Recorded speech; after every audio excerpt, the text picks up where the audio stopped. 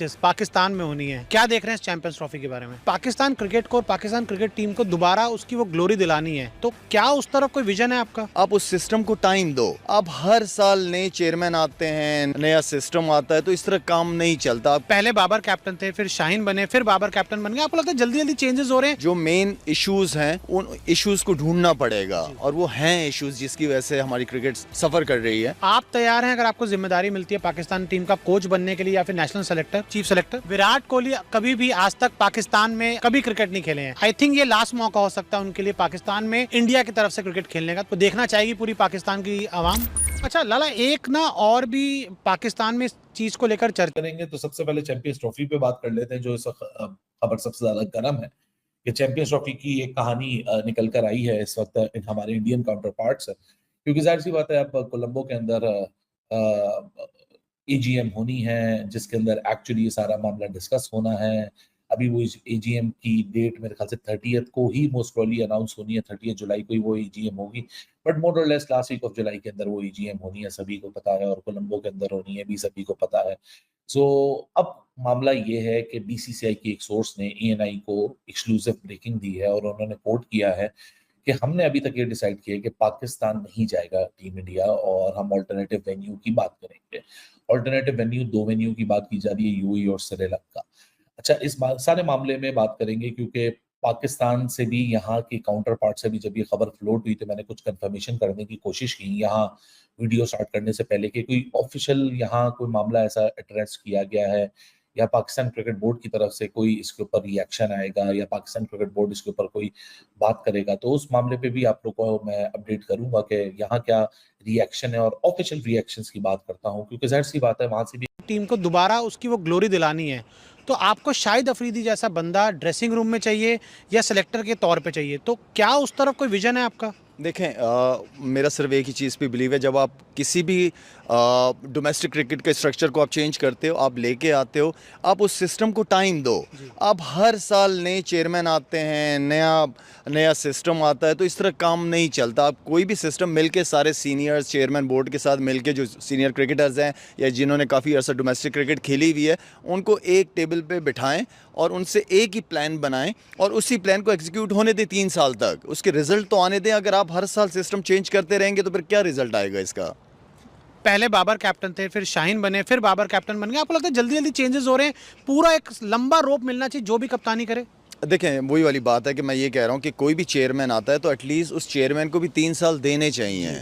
तो चेयरमैन 3 साल रहेगा तो कप्तान भी 2-3 साल रहेगा। तो आई मीन कि आप चेयरमैन के साथ चेंज होने से फिर नीचे चीज़ें चेंज नहीं होनी चाहिए।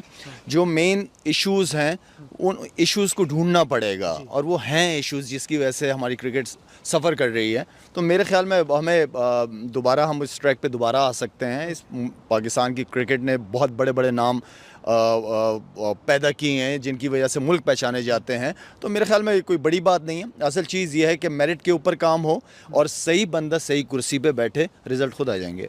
आप तैयार हैं अगर आपको जिम्मेदारी मिलती है पाकिस्तान टीम का कोच बनने के लिए या फिर नेशनल सेलेक्टर, चीफ सेलेक्टर? देखिए, मैं हमेशा से मेरा बिलीव ये है कि जितने आपके जिन्होंने काफ़ी क्रिकेट पाकिस्तान के लिए खेली है, उनको पाकिस्तान टीम से ज़्यादा ग्रास रूट लेवल पे काम करने की ज़रूरत है।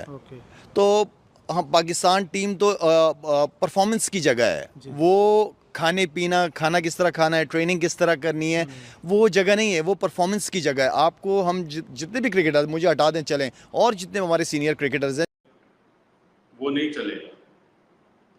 सब यही बात कर रहे हैं कि हाइब्रिड मॉडल नहीं चलेगा। तो मुझे हैरत हो रही थी कि कैसे नहीं चलेगा।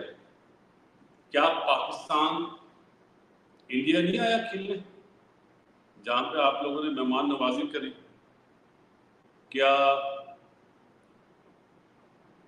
श्रीलंका वाला जो एशिया कप हुआ वो हाइब्रिड मॉडल हुआ? तो वहां पे चले, समझ में आता है एशियन क्रिकेट काउंसिल थी, लेकिन अब तो आईसीसी के हाथ में ना। अब कैसे? मुझे तो यही बात समझ में नहीं आ रही कि सब यही कह रहे हैं कि जी वो तो पहले से डिसाइड हो गया था, ये श्रीलंका वाला कि हाइब्रिड मॉडल था। चले, वो तो एशिया कप था ना। चैंपियंस ट्रॉफी क्या पाकिस्तान की है या इंडिया की है या श्रीलंका की है? ये तो आईसीसी इवेंट है ना। आईसीसी वाले देखेंगे क्या करेंगे, लेकिन मेरे पास जो इत्तला है वो मैं आपको दे रहा हूँ। जब तक मोहसिन नकवी साहब चेयरमैन पीसीबी है ना, हाइब्रिड मॉडल नहीं होगा, चाहे कोई आए या ना आए। इंडिया पूरा जोर लगा रहे कि हाइब्रिड मॉडल हो जाए, लेकिन अब ये चीज गलत हो जाएगी। हम चाहते हैं उस टाइम पे जो चेयरमैन पीसीबी दे, तो वर्ल्ड कप में भी हम हाइब्रिड मॉडल वाली आवाज उठा सकते थे, तो आईसीसी बीच में आया ना कि नहीं ये हमारा इवेंट है। हालांकि हमारी परफॉर्मेंस इतनी अच्छी नहीं हुई वहाँ पे, कोई बात नहीं। अभी जो वर्ल्ड कप हुआ है न्यूयॉर्क में, अमेरिका में और वेस्ट इंडीज में, हम पहले राउंड में बाहर हो गए, कोई बात नहीं। लेकिन ये गया। लाला अस्सलाम वालेकुम and welcome to the show.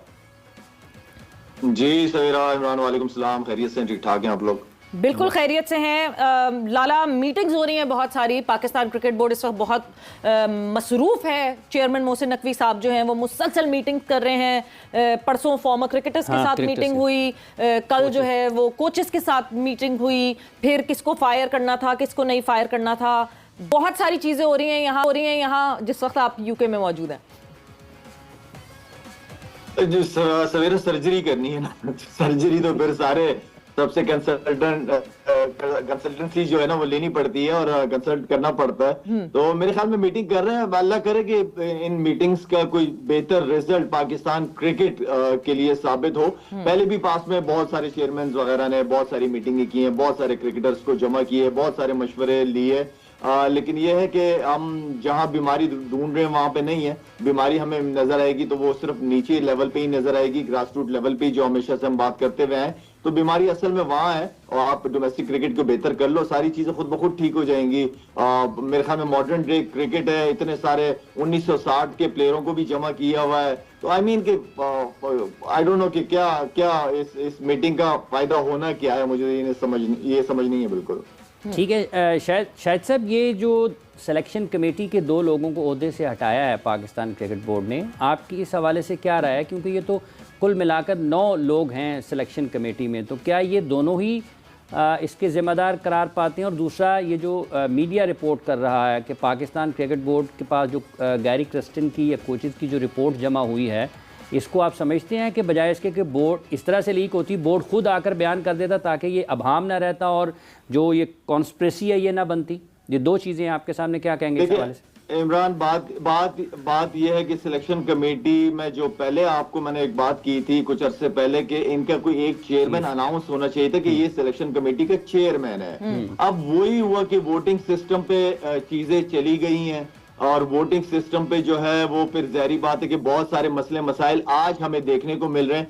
हमने क्रिकेट बोर्ड में भी इलेक्शन ही करवा दी है सिलेक्शन कमेटी में। आई मीन कि इसके टोटली पहले दिन से ही अगेंस्ट था कि कोई एक बंदा सिलेक्शन कमेटी का चेयरमैन होना चाहिए था। जहां तक वहाब रियाज और रज़ाक की बात है तो ये भी समझ से बालातर है कि अगर सिलेक्शन कमेटी को करना ही है तो फिर तो सारे सिलेक्शन कमेटी के अंदर में आता है 6 मेंबर्स हैं, सब उसके अंदर आते, तो पूरी सिलेक्शन कमेटी हटानी चाहिए थी, वरना किसी को नहीं हटाना चाहिए था फिर तो सिर्फ वहाब रियाज और रज़ाक ही क्यों? आखिर क्या वजह है ऐसी? दूसरा जो आप सवाल आपने किया है, देखें आप मुझे ये बताएं कि एक रिपोर्ट मैनेजर वगैरह जमा कराते हैं तो वो रिपोर्ट लीक कैसे हो जाती है? वो कौन करता है? वो तो कॉन्फिडेंशियल होती है वो रिपोर्ट, वो तो सिर्फ चेयरमैन के पास होती है। ये रिपोर्ट आखिर कौन निकालता है क्रिकेट बोर्ड के अंदर से? अगर गैरी क्रिस्टन या अजहर महमूद जो आप बात कर रहे हैं कि उन्होंने रिपोर्ट दी है, तो आप मुझे ये बताएं कि ये जराए से क्यों पता चल रही हैं चीजें? कौन है क्रिकेट बोर्ड के अंदर जो ये बातें निकाल रहा है? ठीक है, अगर है कोई वजह तो भाई क्रिकेट बोर्ड ऑफिशियली अनाउंस करे, सोशल मीडिया और सारे उनके हैंडल्स हैं वहां पे बैठ के अनाउंस कर दे कि भाई ये लड़का ये कर रहा था या ये लड़का ये कर रहा था। ये जराए से क्यों पता चल रही है? अंदर से चीजें लीक क्यों हो रही है? ऑफिशियली अनाउंस करे ना। फिर आज चेयरमैन साहब बैठे और अनाउंस करे कि ये लड़का ये कर रहा था, इसकी रिपोर्ट ये मिली है, उसकी रिपोर्ट ये मिली है। आपने मैनेजर जो वहाब रियाज को एज ए सीनियर मैनेजर बन के गया था साथ में, उसकी रिपोर्ट किधर है? आप असिस्टेंट कोच या गैरी क्रिस्टन अगर इन्होंने कहा है तो वो सामने आए ना, बताए कि भाई ये प्रॉब्लम है, ताकि सबको पता चले ना। अभी तो जराए से पता चल रही है चीजें, ऑफिशियली अनाउंस करें ताकि जो जिन प्लेयरों पे जो इल्जाम लग रहा है वो आके बात तो करे ना। ये रिपोर्ट तो बेसिकली अगर होनी चाहिए थी तो सीनियर मैनेजर वहाब रियाज की तरफ से होनी चाहिए थी ना। वहाब रियाज की रिपोर्ट किधर है, किन प्लेयरों के नाम है उसमें? तो I mean I don't know किसके क्या एंगल्स हैं, कौन किस लॉबी के तहत काम कर रहा है। ऑनेस्टली हैरान हो जाता हूं कि एक इदारा चलाना मुश्किल हो गया इनके लिए। बिल्कुल, सोर्सेस से उमर हमारे साथ यहाँ मौजूद हैं। Umar formally connected to PCB media communication